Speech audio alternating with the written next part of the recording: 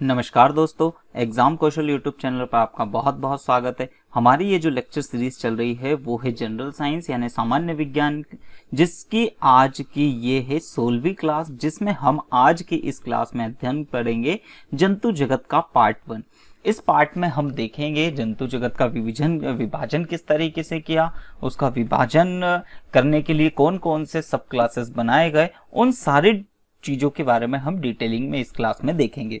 ये बहुत ही important questions यहाँ से बनते हैं आपके एग्जाम्स में। इससे पहले मैं आप लोगों के लिए प्लांट किंगडम का पूरा पार्ट पढ़ा चुका हूँ, फोटोसिंथेसिस पढ़ा चुका हूँ। अगर अभी तक अगर आपने वो वीडियो नहीं देखा हो तो नीचे डिस्क्रिप्शन बॉक्स में मैं आप लोगों को उसके लिंक दे देता हूँ, जिस पर जाकर आप आसानी से उन सारे वीडियोस को देख सकते हैं। चलिए तो बिना कोई समय गवाए आज के इस क्लास को हम शुरू करते हैं। सबसे पहले अगर हम देखते हैं जंतु जगत यानी एनिमल किंगडम, जो कि आज का हमारा टॉपिक है। अब इस एनिमल किंगडम को किस तरीके से क्लासिफाई किया गया है या एनिमल किंगडम से रिलेटेड कौन कौन से मोस्ट इंपोर्टेंट फैक्ट हैं जहां से हमसे एग्जाम्स में क्वेश्चंस पूछे जाते हैं, तो चलिए देखते हैं। यानी इसके तहत एनिमल किंगडम जंतु जगत होता क्या है, तो इसके तहत ऐसे जीव आते हैं जो अधिकांशतः पोषण के लिए अन्य जीवों पर निर्भर रहते हैं। तो ये बात याद रखना है, जंतु और पादप में बेसिक डिफरेंस यही होता है कि जंतु का मतलब क्या होता है कि जो अपना खाना स्वयं नहीं बना सकते हैं जंतु जगत में रखते हैं, और जो अपना खाना स्वयं बना सकते हैं यानी फोटोसिंथेसिस कर सकते हैं, प्रकाश संश्लेषण कर सकते हैं, उन्हें पादप जगत, जो कि मैं पहले आप लोगों को पढ़ा चुका हूँ। अब इन जंतुओं में मुख्य रूप से उनके पाए जाने वाले कशेरुक दंड यानी वर्टिबर कॉलम के आधार पर दो वर्गों में वर्गीकृत किया जाता है। अब देखिए मतलब किस तरह से कशेरुक दंड का मतलब क्या है। कशेरुक दंड का मतलब ये होता है कि रीढ़ की हड्डी जो पीछे होता है ना, यानी बैकबोन भी जिसे कहा जाता है, तो कशेरुक दंड को एक और नाम बैकबोन से भी जाना जाता है या इसे ही रीढ़ की हड्डी भी कहा जाता है। ओके, तो रीढ़ की हड्डी यानी ऐसे हमने सबसे बेसिकली अगर हम देखें तो जंतुओं को हम दो ही हिस्सों में बांट सकते हैं, रीढ़ की हड्डी वाले जानवर और ऐसे जानवर या ऐसे जंतु जिनमें रीढ़ की हड्डी नहीं पाई जाती है। ठीक है, तो चलिए तो कौन कौन से वो जीव हैं, कौन कौन से वो हिस्से हमको देखने को मिलेंगे, तो वो हिस्से हम लोगों को यहाँ पर कौन कौन से देखने को मिलेंगे। तो सबसे पहला हम लोगों को कौन सा जीव देखने को मिलेगा, जिसे हम कह रहे हैं अकशेरुकी यानी नॉन वर्टिबल या नॉन कॉर्डेटा, जिसके अंदर क्या होगा, जिसके अंदर रीढ़ की हड्डी या बैकबोन प्रेजेंट नहीं होगी। ये बात आप लोगों को याद रखना है कि बैकबोन इसके अंदर क्या होगा, नहीं होगी। दूसरे हिस्से में क्या आ जाएगा, देखिए अब इसके एग्जांपल्स हम देख सकते हैं। जैसे ये आप ऑक्टोपस, सभी लोग इस जीव से भली भांति परिचित हो गए। ये ऑक्टोपस समुद्र में रहने वाला जीव है।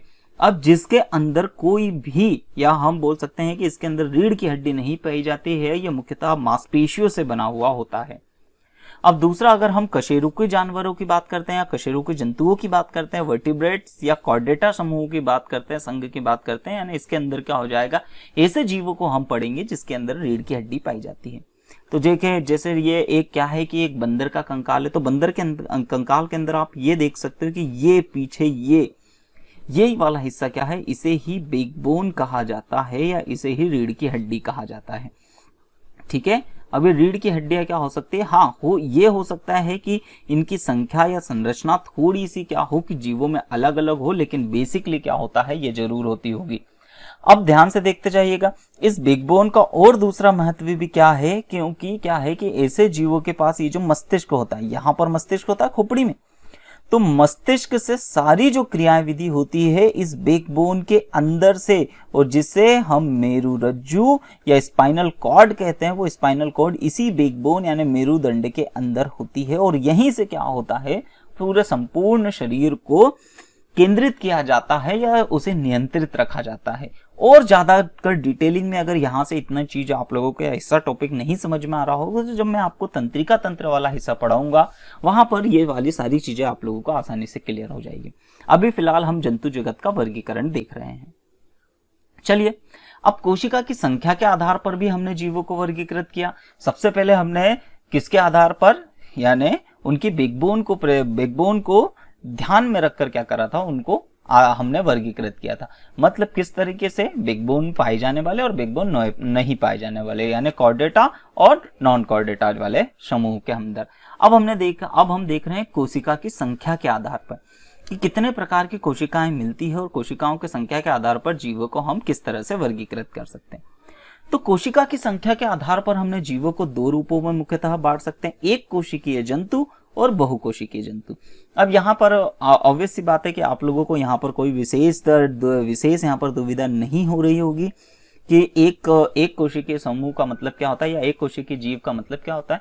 तो ऐसा जीव जो मतलब जिसका पूरा शरीर, पूरा कामकाज केवल एक ही कोशिका में चलती है, ये एक कोशिका है, इसी के अंदर न्यूक्लियस है, यही क्या होता है, कुल एक पूरा प्रॉपर जीव है।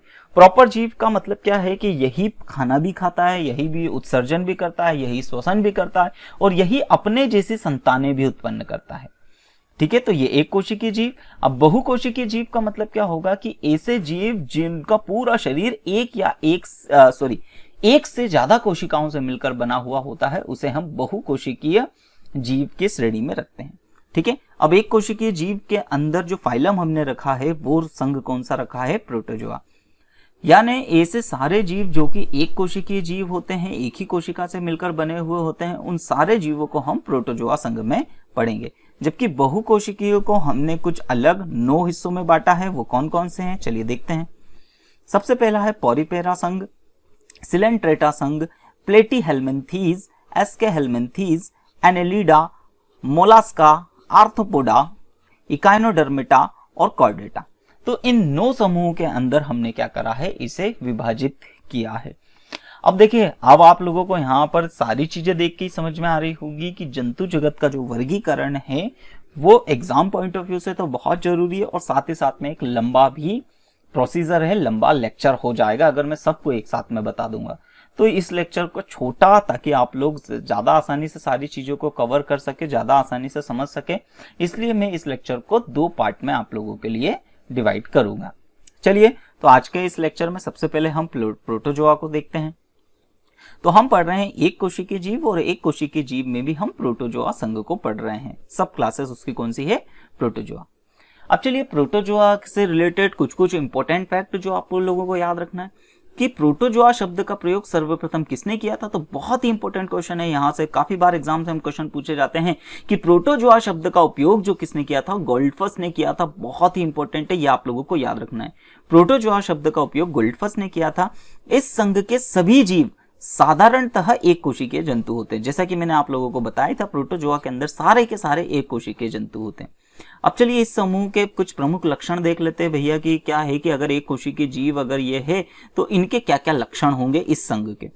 तो इस संघ में सबसे साधारण एक कोशिकीय जीव है। ऑब्वियस सी बात है, अगर एक ही कोशिका है तो साधारण जीव भी होगा। ये बहुत ही छोटे या सूक्ष्म जीव होते हैं। उसका रीजन भी समझ में आ रहा होगा, क्योंकि एक ही कोशिका है तो ऑब्वियस सी बात है, बड़ी छोटी होगी। फिर अगला हम लोगों के लिए क्या है कि इस संघ के जंतु के शरीर में कोई अंग या ऊतक नहीं होता। अब यहां पर ये चीजें भी आप लोगों को आसानी से समझ में आ रही होगी कि कोशिकाओं का एक विशेष प्रकार की कोशिकाओं का समूह मिलकर क्या बनाता है, तो ये क्या बनाता है, ऊतक बनाता है। और ऊतक मिलकर आपस में क्या बनाते हैं, ऊतक आपस में मिलकर अंग बनाते हैं।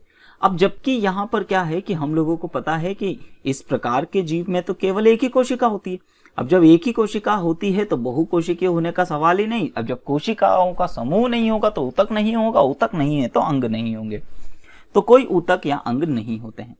अब इस संघ के जीव शरीर की बाहरी सतह के रास्ते से श्वसन या उत्सर्जन करते हैं। अब इसे कुछ इस तरीके से समझिए, जैसे ये एक कोशिकीय जीव है कोई, ठीक है। अब इसको अगर श्वसन करना है, श्वसन मतलब क्या करना है कि इससे ऑक्सीजन चाहिए, तो ऑक्सीजन के लिए कोई विशेष रेस्पिरेटरी ऑर्गन नहीं होगा। ऐसा नहीं होगा कि नाक होगी, क्या होगा कि ये सभी दूर से क्या कर सकता है, ऑक्सीजन को अपने शरीर के अंदर ले सकता है या अपनी एक कोशिका के अंदर ले सकता है सभी दूर से। और ये किसके माध्यम से, विसरण यानी डिफ्यूजन के माध्यम से क्या कर सकता है, ये चीजें ले सकता है। साथ ही साथ में क्या हुआ कि जब इसने उत्सर्जी पदार्थ बनाए तो उत्सर्जी पदार्थ को भी इन्हीं पूरी त्वचा, पूरी इस कोशिका झिल्ली के माध्यम से क्या होगा, शरीर उसके कोशिका से बाहर भी निकाल सकता है। ओके, अब इसके जीव द्रव में एक या एक से अधिक केंद्रक हो सकते हैं। देखिए अब क्या होता है, प्रोटोजोआ में कुछ जीव ऐसे भी देखे गए हैं कि ये कोशिका है, एक ही उसके अंदर केंद्रक दिख रहा है। कुछ जीव हमें ऐसे भी देखने को मिले जिसके अंदर एक से ज्यादा केंद्रक पाए जाते हैं। ठीक है, चलिए अगला है 6th पॉइंट कि ये स्वतंत्र परजीवी दोनों प्रकार के हो सकते हैं। अब यहां पर ये स्वतंत्र का मतलब समझिएगा। स्वतंत्र का मतलब क्या है कि एक ही कोशिकीय जीव है, यही क्या कर रहा है, खाना भी खा रहा है, यही क्या कर रहा है, अपना खुद का पालन पोषण कर रहा है और यही कोशिका का विभाजन भी कर रहा है, यानी अपनी ही जैसी संतति कोशिकाओं का निर्माण कर रहा है। तो इसलिए स्वतंत्र जीवी भी हो सकते हैं। अब परजीवी का मतलब यहां पर समझिए, परजीवी का मतलब क्या होता है कि ये खुद अकेला नहीं जिंदा रहे, मतलब इसके कुछ जीव खुद अकेले जिंदा नहीं रह सकते, किसी के साथ किसी के अंदर जिंदा रह सकते हैं। ओके, तो परजीवी का मतलब क्या होता है, किसी दूसरे के शरीर के अंदर रहकर अपना जीवन यापन करने को परजीवी कहते हैं। ठीक है, चलिए अब इसके कुछ एग्जांपल्स देख लेते हैं। कौन कौन से एग्जांपल्स हैं? अमीबा, पैरामीशियम, युग्लिना आदि। ठीक है, तो आप लोगों को डायग्राम में भी देख रहा होगा, ये किसका डायग्राम है, तो ये है अमीबा का डायग्राम। तो ये अमीबा है, इसी तरीके से ये है पैरामीशियम और ये है युग्लिना। तो युग्लिना के पीछे आप लोगों को ये टेल टाइप का स्ट्रक्चर दिख रहा होगा, ये वाला, ये इसे फेलेंजस कहा जाता है। ठीक है, फेलेंजेला, एक्चुअली इसे क्या कहा जाता है, फेलेंजेला कहा जाता है, जो इस प्रकार के जंतुओं को पानी में तैरने में मदद करता है। ठीक है, ओके, आई होप सारी चीजें आप लोगों को यहाँ पर समझ में आएगी। तो ये हमने देखा एक कोशिकीय जीव में प्रोटोजोआ संघ को। अब हमको बेसिकली किसके बारे में पढ़ना है, बहुकोशिकीय जंतुओं के बारे में पढ़ना है। अब बहुकोशिकीय जंतुओं को तो हम लोगों को पता है 9 क्लासेस में डिवाइड किया है, तो उसकी पहली जो सब क्लासेस है उसके बारे में हम यहाँ पर देखेंगे। चलिए सबसे पहले इसको बहुकोशिकीय जीवों को देखते हैं। तो ऐसे जीव जिनका शरीर एक से अधिक कोशिकाओं से मिलकर बना है, बहुकोशिकीय जीव समूह में आते हैं। इस समूह को पुनः 9 भागों में विभाजित किया है, Porifera, Coelenterata, Platyhelminthes, Aschelminthes, Annelida, Mollusca, Arthropoda, Echinodermata और कॉर्डेटा। ठीक है, चलिए ये पहले भी हम लोग इसके बारे में चर्चा कर चुके हैं। तो चलिए सबसे पहले अब हम देखते हैं बहुकोशिकीय जीव में पहला फाइलम हम देखते हैं पॉरीफेरा। ठीक है, अब पॉरीफेरा के बारे में अब कुछ इंपॉर्टेंट फैक्ट है आप लोगों को याद रखना है कि पॉरीफेरा शब्द जो है ग्रीक के 2 शब्दों से मिलकर और किस किस से मिलकर बना है, पोरस और पोर। ठीक है, या फेरो टू बियर से मिलकर बना हुआ है, जिसका अर्थ हुआ होता है, क्या है इसका अर्थ, छिद्र धारक, अर्थात इनका संपूर्ण शरीर छोटे छोटे छिद्रों से मिलकर बना हुआ होता है। इसका मतलब क्या होता है कि इनके ऊपर काफी सारे छोटे छोटे छिद्र पाए जाते हैं। ठीक है, चलिए जिससे मैं आप लोगों के लिए आप लोगों को आसानी से समझ में आए, इस तरीके से मैं इसका एक डायग्राम भी आप लोगों के लिए लाया हूं। तो ये है पॉरीफेरा, ये मुख्यतः समुद्र में पाए जाते हैं।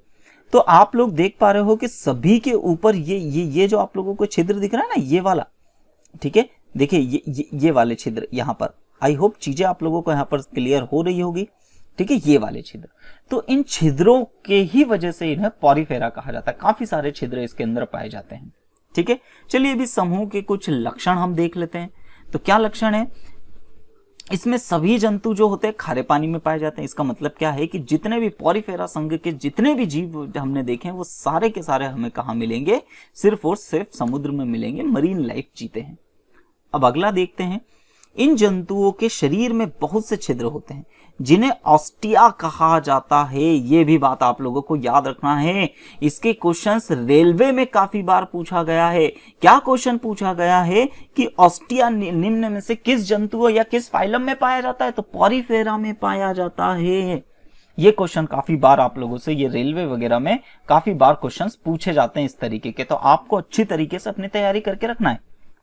अब इन्हीं छिद्रों से, अब ये छिद्र होते हैं तो आखिर क्यों होते हैं, तो इन्हीं छिद्रों से जल, ऑक्सीजन, भोजन इनके शरीर के अंदर पहुंचता है। इसका मतलब क्या होता है, देखिए ये तो इस तरीके से रहते हैं। अब जैसे समुद्र का पानी बहता है तो ऑटोमेटिकली जो पानी होता है, ठीक है, मैं थोड़ा सा यहाँ से कलर चेंज करता हूं ताकि चीजें क्लियरली दिखे।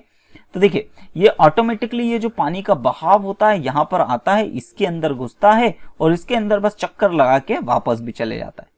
अब बस यहीं से इस आने और जाने के ही फलस्वरूप क्या होता है, इनकी जो कोशिकाएं होती है वो कोशिकाएं क्या काम करती है, जल को जरूरत आवश्यकता अनुसार जल को ग्रहण करती है, जल में घुली ऑक्सीजन का प्रयोग करती है और जल में ही घुले भोज्य पदार्थ या लवणों का यूज करती है। तो इस तरीके से ये अपना खाना खाते हैं इन ऑस्टिया के माध्यम से, इन छिद्रों के माध्यम से। चलिए अगला फैक्ट देखते हैं कि इन जीवों का आकार अनियमित होता है। अब आप लोग देख ही सकते हो कि कोई यहाँ पर मोटा दिख रहा है, कोई पतला दिख रहा है, कोई अलग शेप का, कोई अलग शेप का, तो अलग अलग तरीके के इनके शेप और साइज हो सकते हैं। ये जीव एक स्थान से दूसरे स्थान पर गति नहीं कर सकते, ठीक है। मतलब इनका मतलब क्या है कि ये जीव जहां उग गए हैं उन्हें वहीं पर रहना पड़ता है। संघ पोरीफेरा के जीवों को सामान्यतः स्पंज भी कहा जाता है, ठीक है। ये भी बात आप लोगों को याद रखना, स्पंज क्यों कहा जाता है। अभी थोड़ा सा मैं आप लोगों के लिए डायग्राम लाऊंगा, तब चीजें समझ में आएगी। चलिए इसके एग्जांपल्स देखते हैं, जैसा साइकन, यूस्पेंजिया, इसके साइंस इसके। अब देखिए स्पंज क्यों कहा जाता है, क्योंकि देखिए क्या है कि पॉरीफेरा में कुछ जीव तो इस तरीके के दिखते ही हैं, लेकिन कुछ जीव इस तरीके के भी दिखते हैं, यानी इस तरीके के दिखते हैं। जब इसे देखा जाता है बाहर से, जब इन्हें निकाला जाता है, देखा जाता है, तो ये बिल्कुल स्पंज के जैसे दिखाई देते हैं, इसलिए इसे स्पंज भी कहा जाता है। बहुत बार इसे बात स्पंज भी कहा जाता है। आई होप चीजें आप लोगों को समझ में आ रही होगी। चलिए अब अगले संघ हम के तरफ हम बढ़ते हैं। तो बहुकोशिकीय जीव के अगले संघ हम सिलेंट्रेटा की तरफ चलते हैं। चलिए अब सिलेंट्रेटा के बारे में हम क्या जान सकते हैं, चलिए देखते हैं। तो इस संघ के जीवधारियों में एक गुहा होती है।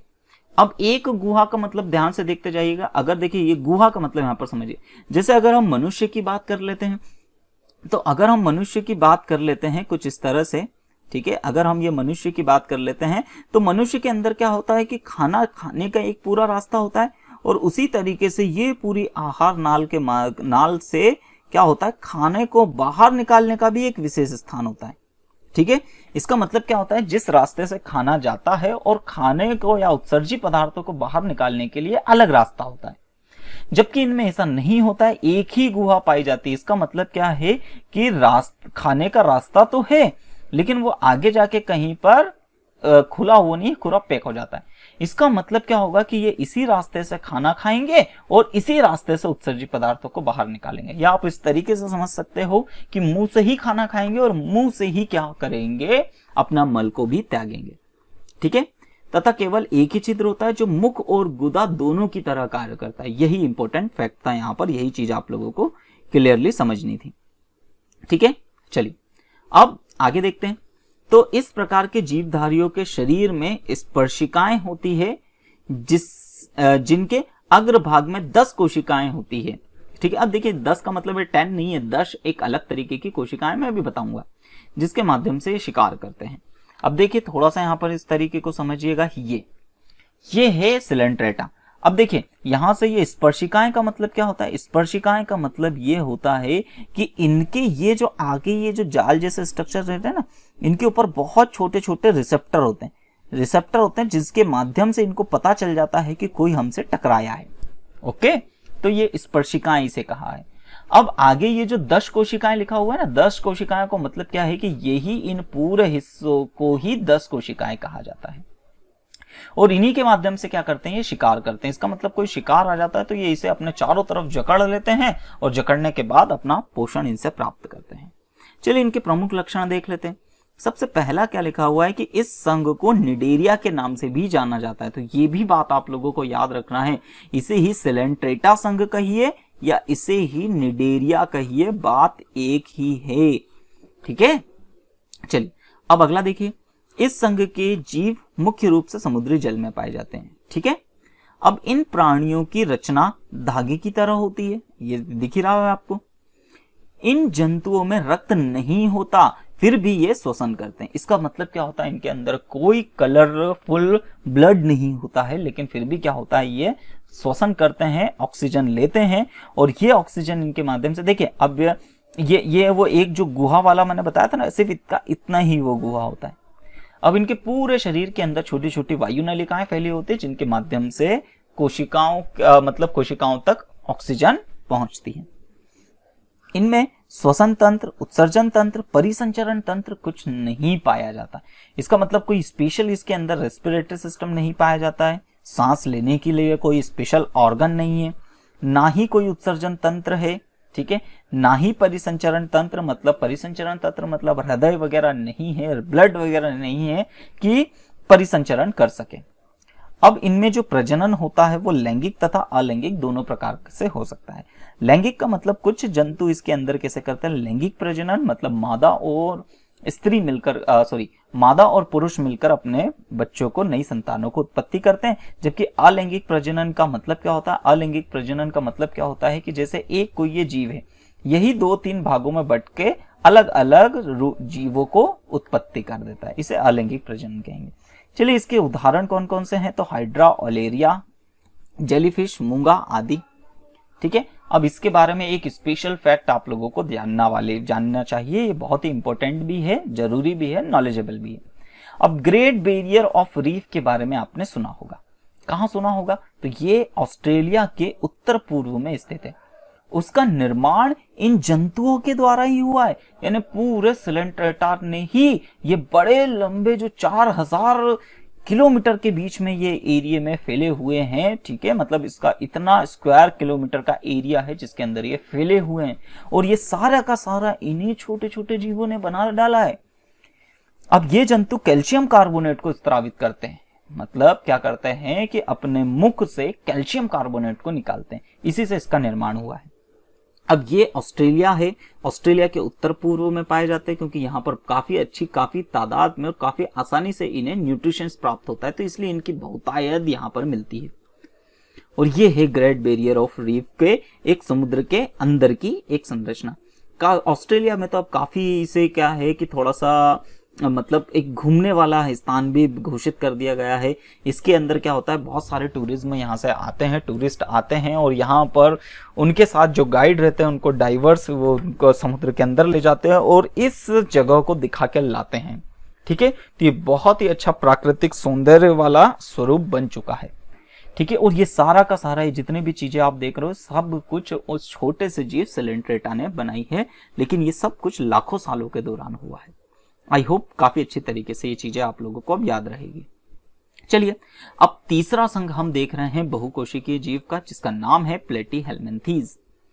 अब प्लेटीहेल्मिन्थीज के जंतुओं के हम प्रमुख लक्षण अगर देख लेते हैं तो इनका शरीर चपटा होता है। ठीक है, इनका शरीर कैसा होता है, चपटा होता है।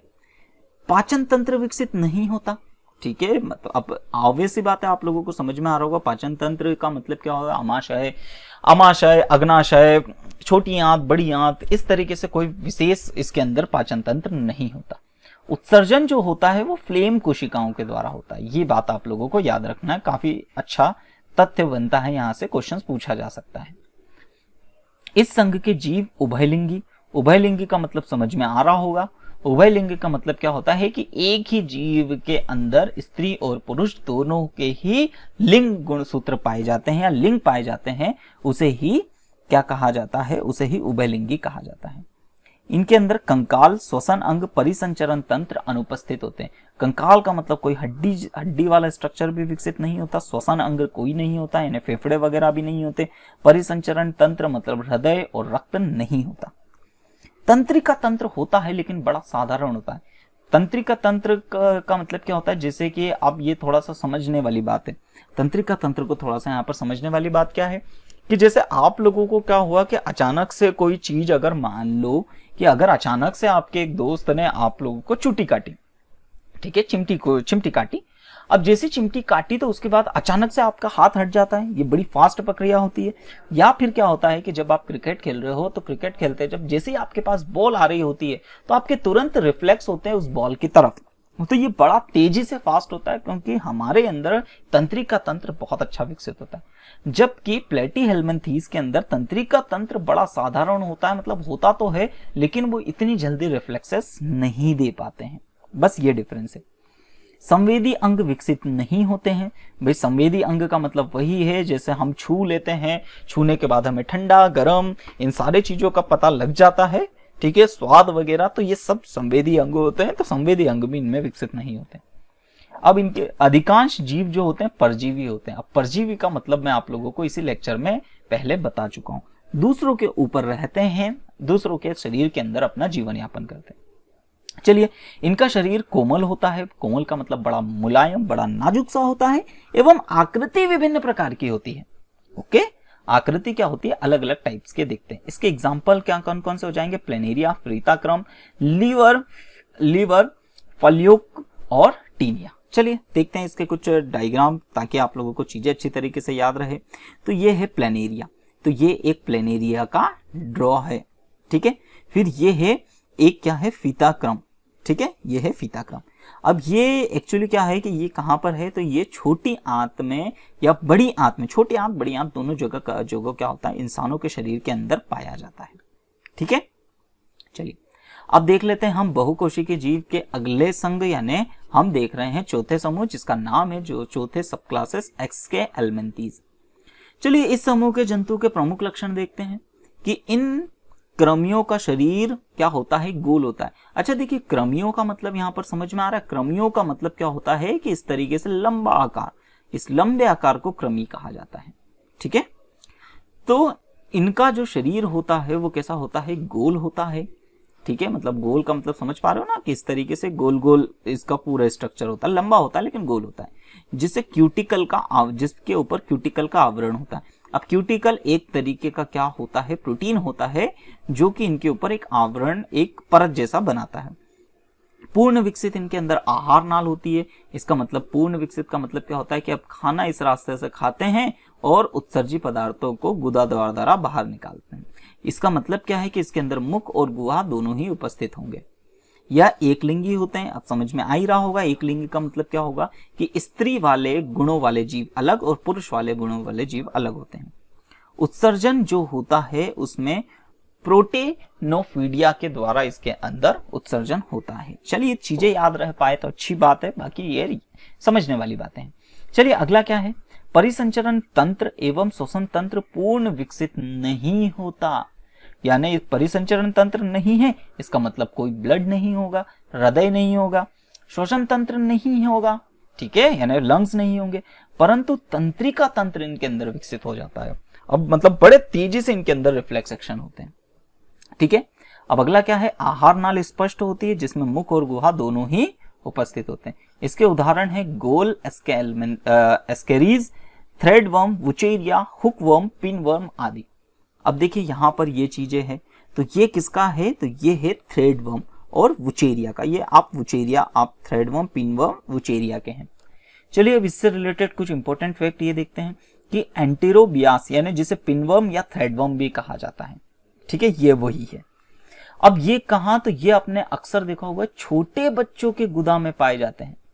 अब छोटे बच्चों के गुदा में ये देखने को मिलते हैं। इनसे बच्चों में क्या होता है कि काफी चुनचुनाहट होती है, भूख कम लगती है और उल्टियां भी होती है। कुछ बच्चे इसी की वजह से रात में पेशाब भी कर देते हैं। ये छोटी आंत में पाए जाते हैं बच्चों के, ठीक है। ये चीजें समझ में आई, जिसे इसे ही पेट के कीड़े भी कहा जाता है। तो पेट के कीड़े इन्हीं को कहा जाता है। तो ये सारे के सारे किस तरीके के होते हैं, तो ये जीव परजीवी पोषण करते हैं। इसका मतलब क्या है कि दूसरे जीवों के शरीर के अंदर रहते हैं। आई होप ये चीजें आप लोगों को समझ में आई होगी। तो यहां तक हमने एस्के हेलमिंथीज को देखा। आई होप ये सारी चीजें काफी अच्छी तरीके से क्लियर हुई होगी, ठीक है। तो यहां पर अब बाकी के जो सब क्लासेस बचे हुए हैं, 4 हमने देख चुके हैं, ठीक है। बहुकोशिकीय जीव के 4 संघ देख चुके हैं और प्रोटिस्टा समूह हमने देखा है। अब बाकी के बचे हुए समूह को मैं अगली क्लास में आप लोगों के लिए लेकर आऊंगा। अगर आप लोगों को वीडियो अच्छा लग रहा है तो प्लीज यार वीडियो को लाइक कीजिए, ठीक है, ताकि मुझे इसी तरीके से मोटिवेशन मिलता रहे और मैं आप लोगों के लिए अच्छे वीडियो बनाता रहूं। साथ ही साथ में अगर अभी तक आपने हमारे चैनल को सब्सक्राइब नहीं किया है तो आप एग्जाम कौशल चैनल को सब्सक्राइब जरूर कीजिए। साथ ही साथ में बेल आइकॉन को जरूर प्रेस कीजिए, ताकि जो भी हमारे द्वारा वीडियो डाला जाए यूट्यूब पर उसका नोटिफिकेशन सबसे पहले आप तक पहुंच सके। चलिए तो आज की क्लास हम यहीं समाप्त करते हैं। बहुत बहुत धन्यवाद आपका।